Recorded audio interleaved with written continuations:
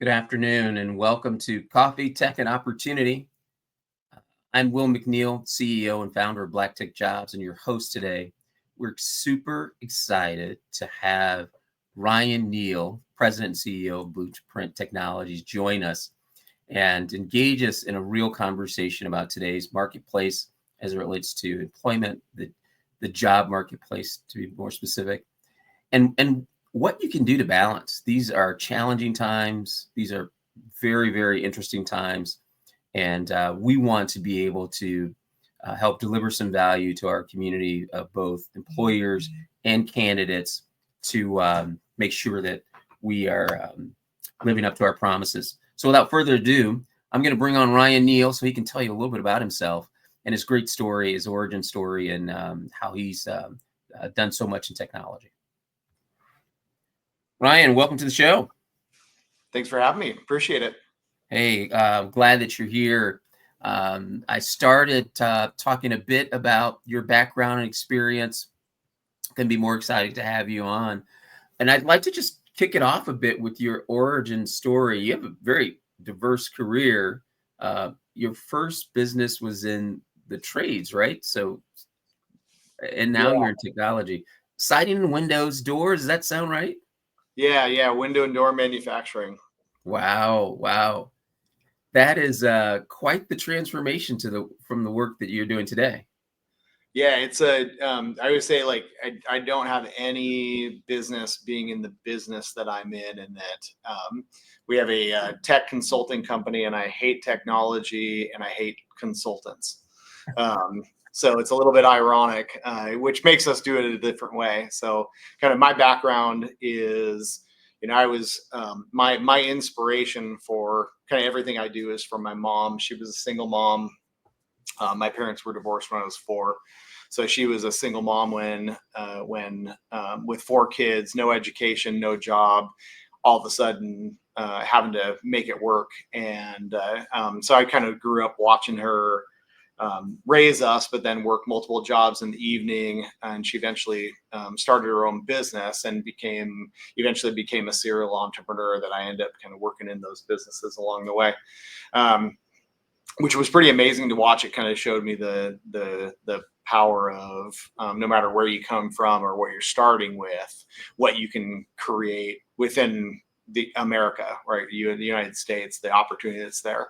And then how I got into business was I ended up going in the music industry because I'm a musician and wanting to be a CEO of a record label, and jumping into law school and getting my MBA at the same time and working for the record label during the day.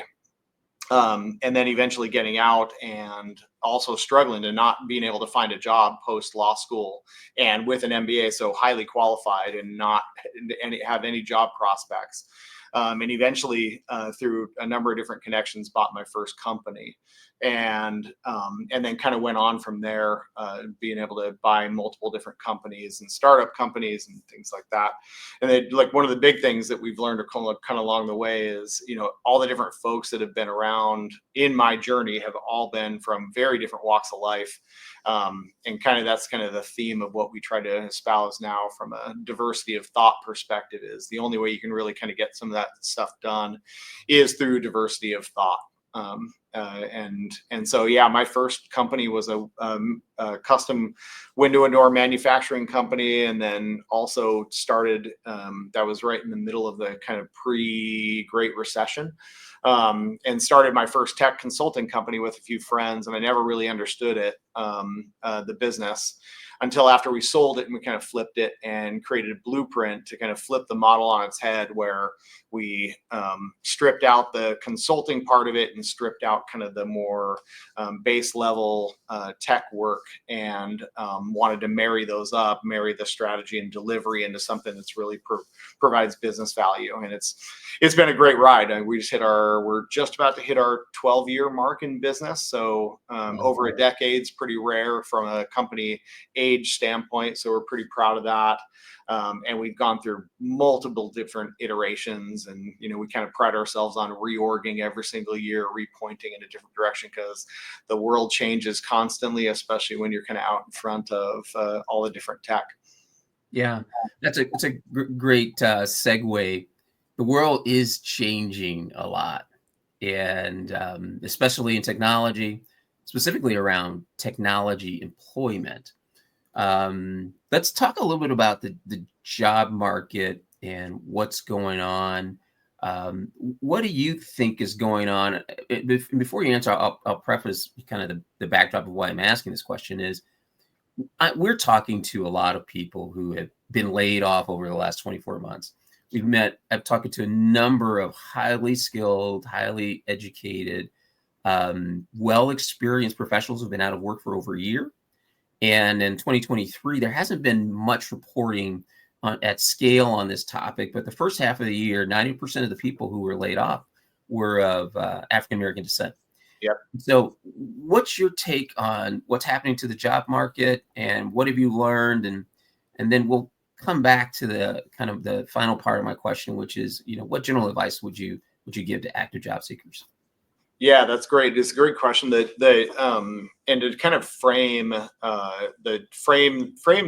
the thought process around what's going on is, we yeah, Will's absolutely. You're amazing at the data portion of it, and also the lack of data that's out there. Being able to analyze what's being reported and what's actually not being reported. We very much, we work with a lot of the major enterprises around the United States primarily. So we're primarily U.S. based. We're primarily U.S. company based. And what we've seen is the same thing as happening that you're putting out there as far as the data is concerned, and that about 4 or 5 years ago there was this big surge of hiring by all the major companies in the United States because of lower interest rates and basically free capital, and everybody trying to do kind of a talent grab. So a ton of hiring in all the different kind of initiatives around companies. Well, about 2 years ago, everything kind of put the brakes on when the interest rates started rising, and then all the especially the publicly traded companies, but even tech startups that are VC funded and private equity backed companies, all of a sudden they have to be putting cuts in place and being able to skinny down their operations to try to show profitability, just because simple fact of cost of capital, right? And what that ends up impacting is all of a sudden kind of like almost a last in, first out perspective of anybody that was hired recently is usually first on the chopping block from a layoff standpoint. And so that's put a lot of pressure on a lot of different groups that had maybe gotten opportunities or had earned their way in, but they didn't necessarily have kind of the steeped in track record or tenure that a lot of other folks have, right? So what's ended up being resulted in is a completely disparate type of impact on the job market, but nobody's really talking about it and nobody's really reporting on it. Yeah. These are challenging times. Let's talk a little bit about, and so before I want to just talk to the audience too, please shout out your location. A couple of things I'm going to ask that you do. I'm going to put this in the chat if you can see it. And then I'm also going to just highlight a couple of banners here for folks to shout out some things, because we're not just here to engage in a conversation and give advice. Both things are important, but we also want to help connect people to opportunity and connect employers to would-be job seekers, with the highly skilled market of people that we most frequently engage with. And so I'm going to start with, if you're hiring, please post in the chat, just type in hiring so that other people who are actively looking can connect with you. And so I've invited a number of talent acquisition folks to join us from all across the country, from coast to coast, across the Midwest, and especially in the major markets. And if you're actively looking, I'm going to ask that you do this. Just type OTW, open to work, and just plug that there so the people who are hiring can connect with you, and that we can connect with you as well. And then one last thing that I'm going to ask is that if you are looking for a new role, and I'll leave this up for a little bit, and I'll also put this link in the chat a little later, to build a profile because we want to talk about next is our partnership, the Black Tech Jobs and Blueprint Technologies partnership, and what we're doing together to galvanize opportunity for many of the people who've been displaced, or many of the people, quite frankly, who I've talked to or exchanged messages with, who are in fear of being displaced. Because some folks are working today in an environment where they've seen the second or third rounds of layoffs, and they're asking themselves, is this, I've dodged the first series of layoffs, am I going to make it through the fourth set? And this is where kind of tenure, relationships, what project assignment you have right now can play a big part in your ability to hold your place within a company. And it's amazing the way the discussions go down on who gets to stay and who unfortunately doesn't get to stay. But if you're also trying to grow your career and you're looking for another avenue, as we discussed this partnership, I think it'll be helpful too. And let's just get to it. We've been talking for some time about this idea, Ryan, you and I, and the idea of us working together to drive more access to opportunity in a time where employers are getting leaner, but many of them still have projects they need to complete. So you have the project getting leaner, some need employers, and then we have mixing that with this kind of elasticity that's happening, the squeezing and pulling of the need for talent. And so the solution that we were discussing was kind of contract work. And let's talk a little bit about that. There's a few label staffing augmentation. There's other words to describe it. What is it? Why is it helpful for people who would be looking for jobs? And why is it helpful for the employers? Yeah, it's great. And to cover off just for everybody, like everybody that's watching the confusion and the fear and all those things going on in the market, it's a real thing. I mean, to give you a little bit of a perspective is, and it's not stopping anytime soon, which is why this initiative that we're working on is so important and so timely. And we've been working on it for a long time. We actually have gotten what Microsoft is one of our large clients. And one of the big things that they're doing right now is they're starting to work on budget cuts, right? So it's still working on budget cuts, and it's all headcount, right? On the FTE side as well as the contractor side, and it's this kind of weird, you sit there and take a look at it and go, wow, that like it's an incredibly profitable company, or somewhat like supposedly profitable company with a lot of money, and they're still doing the budget cuts across the board, right? And so that's a high level of that, like, anxiety if you're in either role, going, geez, am I going to be affected or not? And then if you look at the landscape that's out there, you have a tough time going through the process of submitting your resumes in on your own and trying to go through the interview process on your own. So that's why we've been working on this joint venture, based on first and foremost based on a shared belief around diversity of thought and the power of it, right? That belief system that if you believe in the cause and if you believe in the effort, it doesn't matter where you come from, what your background is. It's very important to everybody. And one of the big barriers for anybody that doesn't have a network, or especially if you're from an underserved community, is the ability to plug into existing opportunities and kind of be a known quantity, or be kind of a quantity that the company can take a risk on or make a bet on. And so one of the things that we've done kind of core to our joint venture is to say, well, you know what, we're going to put our money where our mouth is, and you can actually do a different way of engaging with this talent that's out there in the market with a very low risk, but have the ability to actually get the benefit and have it make a big impact on your company. And it's in terms of things like contingent staffing, contract to hire, staffing force multiplier, staff augmentation, where usually in the industry, when the FTE roles start getting shed at different companies, like Will mentioned, the work still has to get done, right? All the work has to get done, so that they're usually also shifting their budget over towards contingent staffing or vendors to be able to do the work Also because the vendors can actually do it. They're usually more specialty skilled, and they usually don't have the burden of the organizational burden of all the different crazy meetings and different events and activities that the full-time employees have to do. So the vendor and the contingent staffing can usually be way more effective, but also they can learn and they can actually accelerate up in their skill set.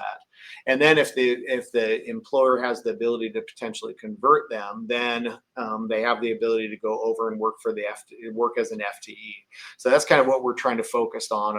That's our model, and why we think it's going to be really, really effective and impactful in this type of a climate. Yeah, yeah. I like the idea of the upskilling. I'm going to dive into that a little more, because taking on a new role, very often where you work, where you're assigned, and the projects you're assigned to have a huge impact on your skill set, Yeah. on what you're doing the most, what you're developing in. Talk about some of the advantages of doing a series of contract roles and what that might mean for skill set development as you may shift from project to project. Yeah, I'll talk about a little bit there, the misconception about contract work, but then also the importance of contingent staffing.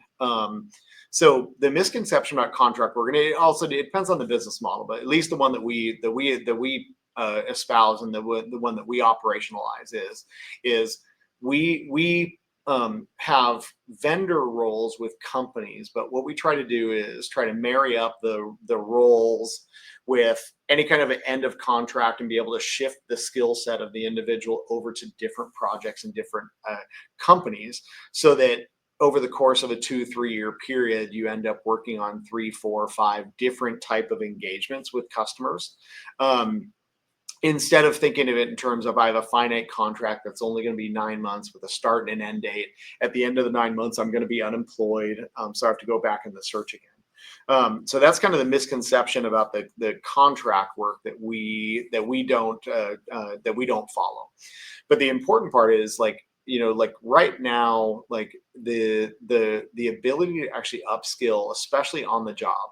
If you go into a full-time employment with any kind of company, you're usually, especially in tech, you're going to be assigned to a particular product or a particular project or a particular group. And what they're going to expect from you is, for 2 to 4 to 5 years, you're going to get really, really good at that one thing.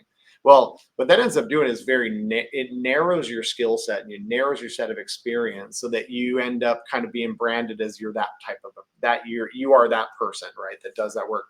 The ability to, like, with contingent staffing, is you can work on multiple different projects, develop multiple skills at the same time, and come out 2, 3, 4, 5 years afterwards with a probably 10x type of set of skills that you can apply to your career, which just accelerates everything within your ability to do what you want to do.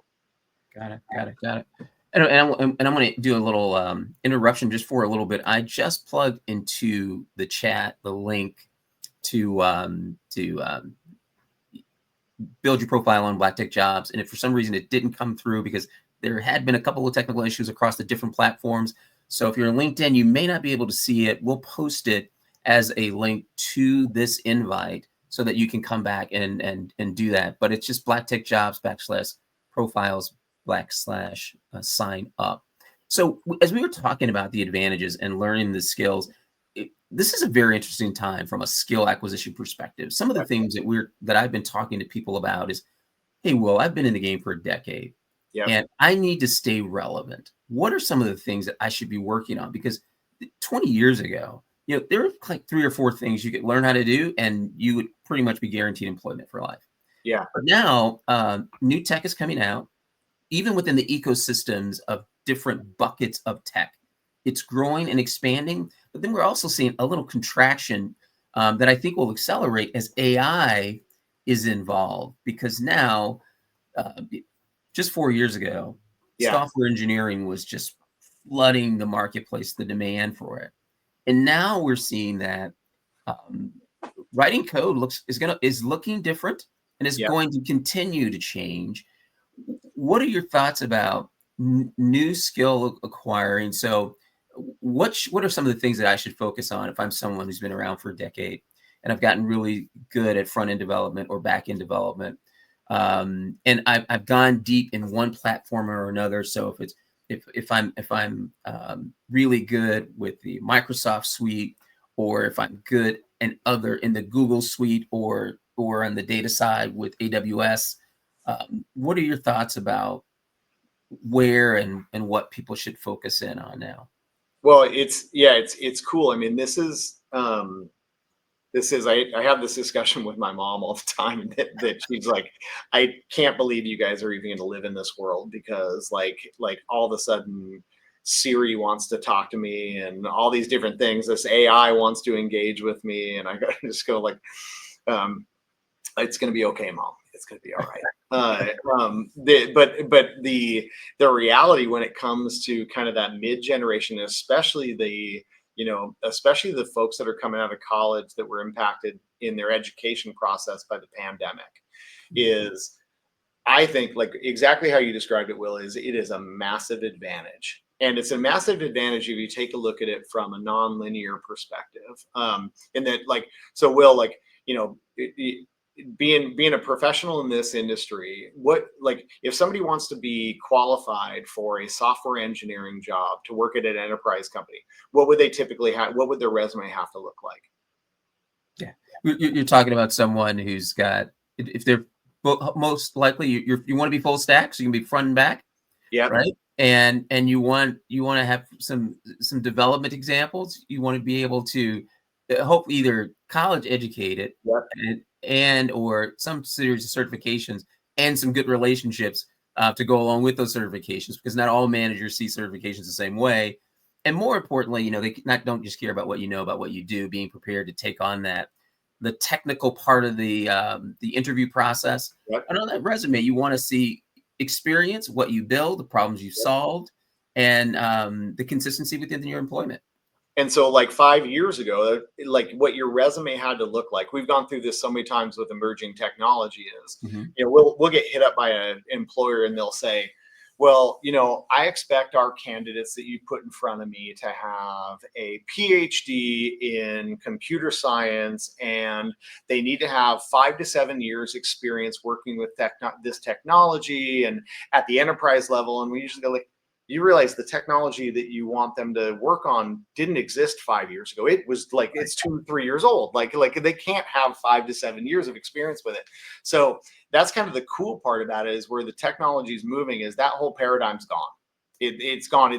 It's working its way out, right? It still is part of the mentality of a lot of the hiring folks and the HR folks, because they're still writing, job descriptions that have a 5 to 7 year set of experience, and mostly because the experience really is what matters, not the degree and not the certifications, right? But the cool part about, especially anybody that is moving into a different area, especially if they're either moving laterally or if they're trying to move up, is, in today's day and age, you can get highly skilled really, really quickly, as long as you have a really good LQ. And then the biggest part is you just need to be able to get kind of hands-on experience. So that's what we love about the kind of, we talk about being, if you are kind of 12, 24, 36 months ahead of the tech, or if you're even kind of like playing with and experimenting with the relevant tech today, that tech's going to be obsolete in 12, 24, 36 months. So the important part is really just making sure that you are up to speed and working with and trying out and playing with and engaging with the communities around this different technology, right? Like here locally in the Seattle area, that's where our headquarters is, we have a great set of like different developer communities that are all like working with a lot of the different things. So engaging with the communities and trying it out, working with it, is really more important than having that kind of pedigree at this point, which is awesome. I love it. It's kind of flipped the whole industry on its head. Wow. Yeah. Yeah. Do you go back? You talked about LQ, and for those who are of us who are in the part of the uninformed, what's LQ? What does that mean, and why is it important? Yeah, sorry, I threw It's all good. threw out the acronyms.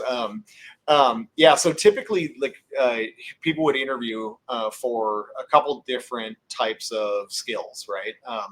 We do core values hiring first and foremost, but also then you have the kind of the standard IQ and EQ, right? Where you're going to hire for the intellectual quotient and then also the emotional quotient, right? To say, well, do you have the capabilities to do your job, but then also can you fit in with our team, right? And um, we see those as almost like institutionalized barriers for people that have diverse backgrounds to get into a culture. So to get into a company in that like or kind of how it creates a homogenized culture because the I think this person would be a good fit for our team is kind of a representation to say, well, I could like them and I could see myself hanging out with them because they have commonalities and symmetry with me as an individual, or they are smart because they went to this school,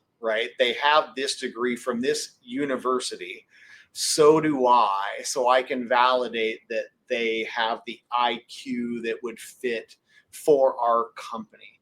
And the biggest thing is that the homogenization of that hiring practice is archaic. It actually builds in systemic disparities for underserved communities because people that come from different backgrounds oftentimes look, act, speak, think differently than what the rest of the culture does. And so it ends up being kind of they're not really a good fit. They wouldn't fit, right? So we actually kind of flip it around and we treat it more of the learning quotient. Regardless of, we evaluate people regardless of whether or not they have the IQ. They have to kind of meet the basic standards, right, to be able to have the capabilities to do the role. And we just kind of, you can't be a jerk, right? Like, or you can be a jerk, but not one that people don't really like. But the big thing is you really have to have the learning quotient and be able to get up to speed because anybody that says they're an expert in technology is going to be obsolete real quick unless they're going to be working on some legacy tech. And so, you really have to be super passionate about the next set of technology that's coming out, super passionate about meeting the next individual, super passionate about connecting with the next individual. And that's all the learning quotient that we try to profile for. That's great. I want to, I've got one last question before I turn it over to our live stream audience. So I am going to ask that we start now. We like to have our live stream audience get them some of their questions answered too. So it's just isn't a show where we're just talking, and we live stream on purpose so we can have this interaction. So please, just if you're on LinkedIn, if you're on X, if you're on YouTube, just chat your question. We'll bring it on stage for Ryan to answer. We may go over a little today, so I want to be respectful of everyone's time. So if you miss the answers, you can watch the replay, which will be available on all of those platforms. And we will also be sending it out in our newsletter as well. Also, Will and I talk all the time, so we want to hear from you. So also, if you have perspective, share the perspective, not just the question, right? Because the perspective is the important part. Love it. Love it. I concur. I was excited to talk about, our conversation and shifting gears a little more detail about the new company that you and I are working on together that combines kind of the strengths of both of our businesses. Us primarily focused on full-time placement, mid-career, senior level Black tech professionals, and your business that is a blend of technical, of ISP, of actually completing projects as well and building things, as well as putting people into contract roles. Tell the people, what are we doing here? What's the name of the company, and what problems are we trying to solve? Yeah, so the joint venture. So we've not just established a partnership, but we've actually established a formal joint venture. It's called New Tech LLC. And so what we're going out in we want to really make an impact on this issue in the kind of the arena that we're in. But even before all this nonsense started kind of this talk rhetoric has already started. We've been working on this for a long time because the issue is very real, and it's very systemic, right? About the underrepresentation and the lack of opportunity for people of underserved communities all the way across the board, right? And we're really passionate about it. Backwards and forwards. And so what we've analyzed and the business model that we've created is a staffing force multiplier for companies to be able to make an actual real impact on their DE&I initiatives, not just on paper, not just on a tick in a box, which we're seeing a lot of companies that have actually started to, with a swath, like get rid of all their D&I initiatives that were kind of that were sitting out there, like of their teams. But the reason why they're getting rid of them is because they weren't really empowered to begin with. They were very good people that are really passionate about the cause, but they were put in roles where they didn't have a decision-making ability to be actually change the organization and make an impact on the cause that they're really passionate about. So for us, we're going to market with a contingent staffing model, contract to hire, so that companies can actually not just be able to actually get available talent, but we have a model where we're building it in to be able to upskill and train and get folks certified and get those qualifications that they may or may not have, either because they're either, like, depending on what their background or skill set is, where they're at in their career, for whatever reason, have the ability to actually get upskilled into having a resume that would be able to come through the system and be able to have us be able to place them in roles within companies on a contract basis, so that they can have kind of a team around them to be able to have, be able to give them the best chance of being successful. But then also the employer has the ability to actually view and see that work with the individual and go, this person's awesome, this person's great, this person's really, really effective, regardless of what the resume said through the interview process. When they get actually in to do the work, they're actually really, really good at it, and then have the ability to actually convert those folks over to full-time employees. So those people get into positions of influence and be able to kind of repeat the cycle. So that's kind of our vision for what we want to be able to do. That's our model. That's what we're doing. And it's been really well received so far.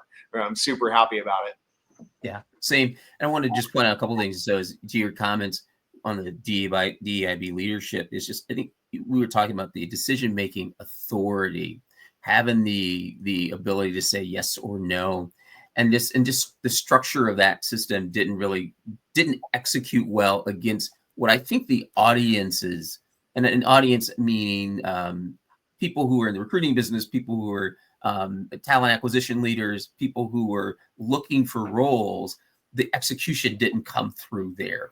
And so I think our direct approach of connecting people to opportunity in a frictionless way, focused on outcomes and deliverables with a business insight being the leading theme of this, because we're in the business of helping people solve business problems and connecting people to opportunity. And those two things in this joint venture come together very well, kind of like good coffee and a good coffee cup. Even if you spill it, it's still good if you get too much. So, and that's for my coffee drinkers, because that's why we call this show Coffee, Tech, and Opportunity, even though I'm one of those people that still drink tea and doesn't consume coffee. But I never allow what's important to me to influence what's important to the majority of the folks that we're trying to serve. I didn't see any questions come through. I'm still looking. I think I got one here. Here's one. Real quickly, as they're coming in, I also want to touch on one other cool thing that you espouse really well, and that we talk about quite a bit, is the economic climate right now is really, really wonky. It's really across the world, and for whatever you believe politically or religiously or whatever, it doesn't matter. It is going to get wonkier over the next 4 years. Which just means it's going to have a lot of volatility. And in those times of volatility, companies have to be innovative. They have to modernize and progress and be innovative in order to be able to stay relevant and out in front. And the interesting thing that if you take a look across the board about different companies and whether or not they have the ability to actually fulfill their mission is if they have a diverse culture and a set of diverse thinkers in their leadership team all the way down to the base level. The more homogenized they are, the more they're going to stay the course and not actually think differently about what their company is doing. And so that's also kind of one of the value propositions that we're going to market with is, we have the ability to actually bring people that are really effective at what they do into roles of influence and roles of authority so that they can actually impact the actual diversity of thought in a company and help drive innovation to be able to think differently about the business, which is really, really important in this type of a climate, which that's why we're super passionate about it. We think the timing is really, really right, really spot on for this joint venture. Yeah. And we got a couple questions that have come in. And if I mispronounce this, I'm going to apologize, but I'm going to try real hard. Rahib, I am going to answer your question first. Then we're going to go to Heather. I'm going to show so that everyone can see the question. The question is, how can companies include more inclusive hiring practices? And I'm going to start in response to this. One, I think the whole purpose really when we launched Black Tech Job was to drive the mix of people that drive business and decision-making in technology. And I think the challenge has been the biggest investment in the underserved communities have been in young people and children. And where the greatest real need is in adults and the force multipliers. So people who show up, deliver value on day one without a training program, who either are or become managers, directors, vice presidents, CIOs, and CTOs. And then those people are empowered to make hiring decisions and influence business operations from their various perspectives of business and experience and culture and insight. And so I think if you only staff your team with your buddies, your cousins, your neighbors, your friends, eventually you'll get what I call, and feel free to use this, but always quote it for me, what we call the family feud effect. Ryan and I have talked about this. And that's when someone presents an answer that isn't a great answer. But everyone looks at each other and smiles and says, good answer, good answer, good answer, good answer. And there are many, many, many, if you look at the last 5 years of technology, of consumer-based products that have gone to the market that have been less than successful and not purchased at scale at all and probably gone away, and most people wouldn't remember the name of it. If you mentioned it, that's a product of that. And the way you get real good answers from real good ideas is people who are able, that everyone at the table is allowed to share their ideas. But that doesn't happen if we exclusively focused on the early career stuff. And my last quote on that, because I've kind of dominated this question, and then we'll go to Heather's question, is, and we'll let Ryan answer it, is if you show me a child that needs a program, I'll show you an adult that needs a better job. And that's a problem that we're solving for. And when we talk about force multiplicity, that's what we're talking about, both in communities and in companies. Okay, well, I'm going to go to Heather now. Heather, thank you for your question. And her question is, what are some emerging trends in tech that job seekers should be aware of? Yeah, that's awesome. It kind of harkens back especially for the job seekers, right? I know like a lot of our highly tech folk would talk about some of the more complicated tech, but one of the biggest things that we talk about from a job seeker, and especially not just if you're a job seeker, but also if you are like 2 years into your existing gig and you're feeling that pressure of you just saw a layoff happen, you survived, but when you walk into the conference room in a meeting with your team, you're looking around going, ooh, geez, am I the one that would be on the next set of layoffs, right? That's as much pressure as if you're sitting on the sideline getting unemployment, right? The biggest set of emerging tech is all of this technology that's coming out and removing the barriers for you having to have that degree or that skill, right? It talks about also the next question is about the university degree. It's kind of the same answer in that yes, education is important. Yes, college is important. I get it. Like there's a lot of people that talk about how a college degree doesn't get you anything, right? And yes, it doesn't get you anything. Nobody's entitled to anything in this culture, in this country. But like what it does is it really helps you develop your LQ, your learning quotient. And what's cool about all the emerging technology around the co-pilots and all these AI assistants is, where if you want to be a graphic designer, you used to have to get really, really good at using a tool like Photoshop, right? Or any of the Adobe suite of products, which there's 50 or whatever, like crazy, right? A lot. Yeah. So now you don't have to, right? It's removed all the barriers for you to have to get highly skilled on one particular tool. And the cool part is then you can actually go into graphic design just by using AI-based technology, but it doesn't pigeonhole you into the person who's really good at Photoshop. So it allows you a lot of flexibility to get that skill, but then you can also upskill in a lot of different areas and really diversify your career rapidly and get those skills, the ability to produce, whereas somebody would have to have a track record of 5-10 years ago of that particular skill or the tool set. I'm going to say one thing about Heather's point, then we're going to switch to Scott, which you talked a little bit about his question, and that is artificial intelligence is such a key piece, and it's a big word. And so specifically, with AI, I would recommend developing some AI prompting skills. So either take a certification course, a structured course where there's some other human interaction. It could be video based or any of those things where you're tested, where you are practicing how to structure conversations, present data, sequencing data in a way that will allow you to get better responses that will help you in your role. So even if you're a talent acquisition professional, if you are a creative, if you are a coder, build that skill set. Because when we're talking about force multipliers, AI is also a force multiplier for employers and for workers.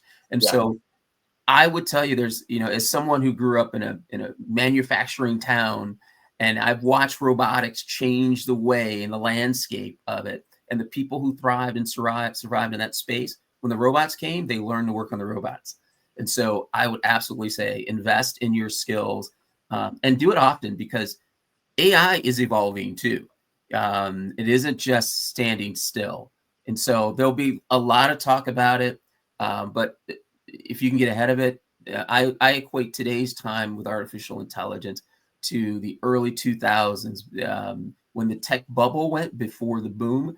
And I think we will still see a cycle where there's likely to be a little bit of a bubble because it won't happen fast enough. But then when it recovers from that, it will be really, really fast.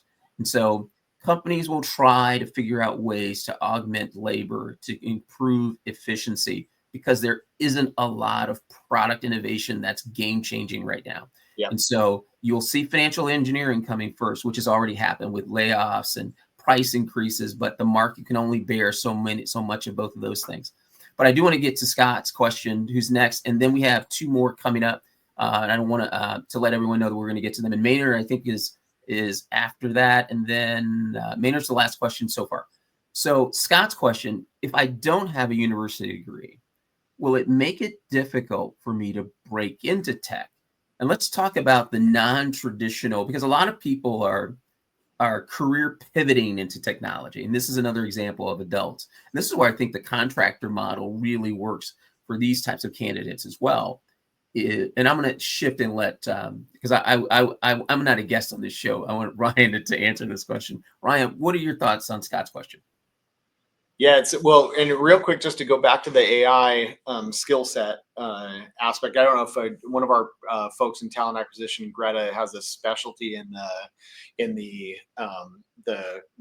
teaching people how to utilize AI really well. So if Greta's on, you should probably just post a few different things in the chat so people have resources, and then definitely be able to connect up with our talent acquisition team to be able to get access to a lot of those resources.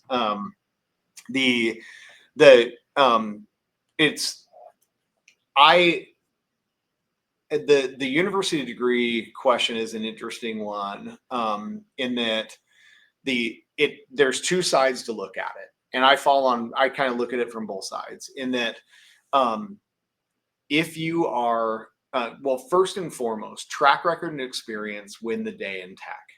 If you can do the job, if you can do the role, if you have track record and performance, it doesn't really matter what your resume looks like. Okay, so that's first and foremost. The problem is somebody has to know you in order to know that you have a track record and have the ability to do the work, right? They either had to work with you in the past, or you had to come out of the same community as them, or go to school with them, or whatever. So that kind of limits your opportunities, or kind of limits your way of being able to find a career path. So otherwise, like the university degree, is usually it's a kind of table stakes for a resume. Usually that university degree is going to be table stakes for any typical job description. So and I don't know, Will, if you have a different opinion on this, but usually the kind of that university degree, regardless of where it comes from, it doesn't really matter where it comes from. As long as you tick the box that you went to college and you got a university degree, it's usually kind of the starting point of a resume. Yeah. If you don't, especially if you don't have that experience. If you have all that experience, they read the experience, top one, top two, top three, and they don't even get down to where you actually went to school, or even if you went to school, right? Yeah. So I think, for Scott's question too, it's a common one that comes up. And even there were a number of big tech companies who said, hey, you don't have to have a college degree. So I could rattle off the names of all the billionaires who didn't graduate from college, and all the people that you see on television the same way. What I would say is it doesn't matter until it matters. And if it is something you're interested, continue to pursue on a part-time basis. Not just about the degree, but the things that you will learn that will be helpful for you as your career grows and expands. So I'm not an anti-education advocate by any means. I'm pro-education, but in the absence of traditional university education, there are so many resources like Coursera, Google has a platform, AWS has a learning platform. Get as much free knowledge as you can acquire, or inexpensive knowledge. Please make sure and do so. And a good friend of mine, Chris Eller, just commented in the chat too. And he says he doesn't have a degree. He got into tech 24 years ago, first in SQL. He's self-taught. And we were just having dinner here in Chicago not long ago. And he says, while harder, he was determined to prove himself. He got a chance, and he worked very, very hard to do it. And I've known Chris, 30 years, and I would tell you, he's exactly right. Thanks, Chris, for your comments and your insight. It is, if you can do it, you will find opportunity. You just have to work. And even if you went to college, you have to work hard. So there's no shortcuts. There's no easy way. Whatever route that you take, there's going to be work, because there's competition. Yeah. Find a new role. And then what Chris also commented is, now he trains himself daily to keep up with tech. And that's a good point, just universally. When you were talking about things moving and technology, when I talk to people about skill development and the acquisition of skills, I have a daughter who's a college student, and I would tell you, what I tell her is and she's studying data analytics, treat this like you treated volleyball, taekwondo, and basketball. You must practice when you're not at a game. This is not just about game time play, and it's a vocation different than most. So in other industries, you could read periodicals that come out in print, that come out once a month or once a week. Man, learning is a almost physical exercise in technology. It's moving so fast, and not just learning on your own. You kind of need a group of people who may be in the same or a little different. So you're playing the role of both student and mentee and mentor in this cycle, where you are learning from people who have more experience than you and people who have less. Because they're learning all of just the new stuff, none of the old stuff, right? And so there's opportunities to continue to learn. So in brief, continue to build your network, continue to build your skill set, continue to practice, and continue to network with people who can get you connected to opportunities. And coming today was a good idea. So I hope that, Scott, if you're looking, that post in your comment, that if you're looking for work today, please do. We have a number of people from different companies across the country in talent acquisition who are hiring. And for those who may have missed that request earlier in the broadcast, if you are hiring, please chat hiring so the folks who are looking can get connected with you. I want to go to Maynard's question next. Maynard's question is, thank you for your question, Maynard. If a contractor were to work multiple projects in succession, upskilling, how would you suggest leveraging that on your resume? Because some hiring managers view contractors as job hoppers, and there is a way to do that. So, and I've seen that with hiring managers and had to explain it. Typically, most engineering managers and directors, they know it when they see it. But let's talk about it, because sometimes there's someone who's not the hiring manager doing the pre-screen. Yeah, no, that's a brilliant question. I like it. Because the presentation is everything, right? Perception is reality when it comes down to it. And so being able to take a look at your resume writing, or more importantly, your skill sets, right? And how you're communicating those is, you can, a brilliant individual that has a lot of experience can communicate that ability to do that work one particular way. Or if they communicate it a totally different way, we've all seen poorly written resumes, from very brilliant people. And kind of the usual thing is, the more highly skilled you are on the tech side, the more you kind of disregard the writing process of your resume, right? So we go through the process in our talent acquisition organization of actually coaching and helping people. We actually rewrite resumes for people. Anybody that comes into our system, our talent acquisition people rewrite their resume for it, talk to them and go, what did you really do? What did you really accomplish? And make sure that the resume is tailored towards the position they're going after. So definitely take advantage of that if you're jumping in. If you're a contractor with multiple projects, we usually recommend a couple different ways. If it's with the same contracting company, like if you did multiple different contracts within Blueprint, you would have full-time employment, but you worked on 3 different successive projects within a tenure of working at Blueprint. So your overall tenure looks like you worked there for 2 years, which you did. You just happen to actually work on 3 different projects. That's actually a real strength. It shows you have the ability to context switch, right? It shows you have the ability to actually go from start to finish and get something done, and then be moved on to a different project, which shows you have a real successful track record of delivery. So that's actually a really, really good thing to be able to show for anybody that's looking at it, because you have this consistent employment. If it ended up being 3 different successive contracts with 3 different agencies or companies, then you can actually phrase it a little bit differently in terms of, you actually are kind of a pointed, I go from start to finish on a project and I got these deliverables done, and then I married up the next project to the next one, and I wanted another opportunity because I wanted to progress my career, right? And that's a very legit way of actually getting career advancement. Will, how do you guys take that, phrase that on your end? We have a similar approach. We recommend kind of packaging the group of contract experiences, labeling it,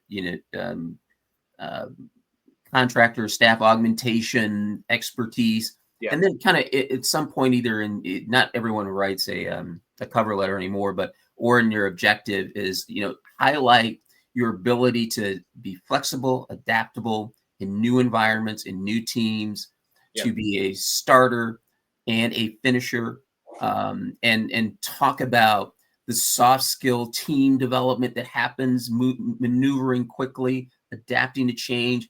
We find that using that language kind of in that summary description of what your contract work is helps a lot.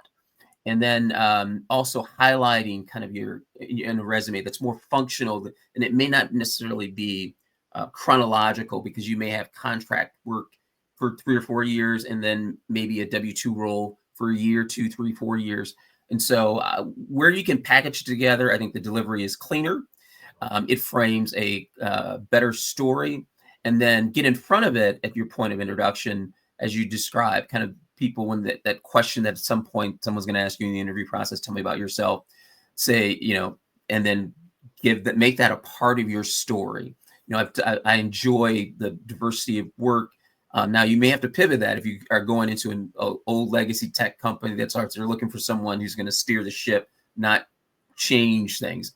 But if you're going to a dynamic place, a dynamic company, and change is a part of what they're doing, innovation is a part of what they believe in, and they're actively engaging in that, that's a good fit for you. Because we find that people who are successful on the contractor side, that they do enjoy doing new things and learning new things. And I would think in this day, now and forward, that will be more valuable than I think it has been in the past. Yeah. Now, the other thing I would say is legacy companies. So when you take out the non-technical companies that are the top 250 of the Fortune 500, 5 years from now, they probably will not have fully integrated with artificial intelligence. And so if those are the spaces that you want to work, know that being a laggard as an entity could also make you a laggard as a candidate. So if you work for, and I'll give you a short story. There's a guy that we were working with who had over 20 years of technology experience. He worked for one of the top 5 insurance companies in the globe. And they went through a digital transformation. And unfortunately, when those things happen, some of those folks who had some roles, they no longer fit into the new organization and adjusting and adapting. And we met him.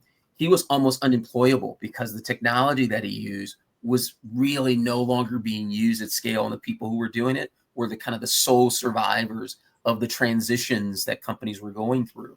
And so we worked with him about like a massive retool and kind of a career plan forward that he had to invest in for probably not quite a year, like 9 months to get himself back up to scale and then operating and getting to a place where he could find a new role in a new company. But he couldn't go from kind of an old tech company to a high tech company. There's kind of levels. Not everyone is a super laggard. Some are just a slow follower, which can look different. So, and those are also important things to consider when you're looking for a new role, because many of the folks who are from underserved communities have worked for laggard technology companies. The big, high-flying, fast-growth, hyper-growth technology companies, you'll notice if you look at their diversity reports, and we look at them all the time, and I'll not to throw too much data out there, but they really haven't had any elevation or diversity from underserved communities in real percentage numbers. So if they were 2% of their employees 10 years ago, they're still 2% of their employee base. And so know that's going to be common, but the best defense for a great career is continue to stay skilled. And then there's a couple highlights. I just want to highlight some folks have left some links and some comments on Coursera. There's one here I think that's worth looking at. It's a prompt engineering course. Thank you for that. And Greta, she talked about the ProSci Leader Prompt Engineering course. Thank you for that. And Chris, just highlighting Chris's last comment also, was he talked about that he may spend almost an hour a day just on learning and growing to stay relevant.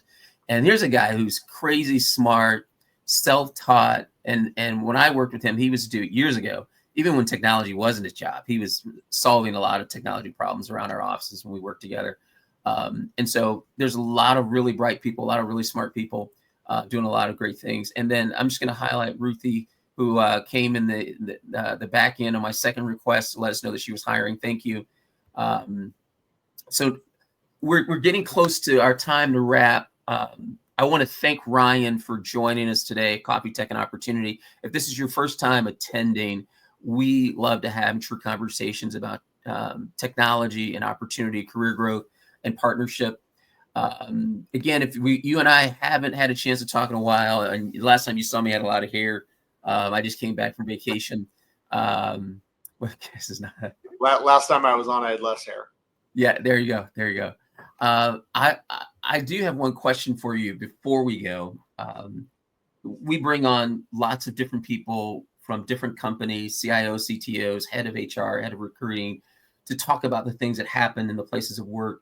What question, knowing kind of the theme of our show, would you leave with me that I might ask my next guest on Coffee Tech and Opportunity?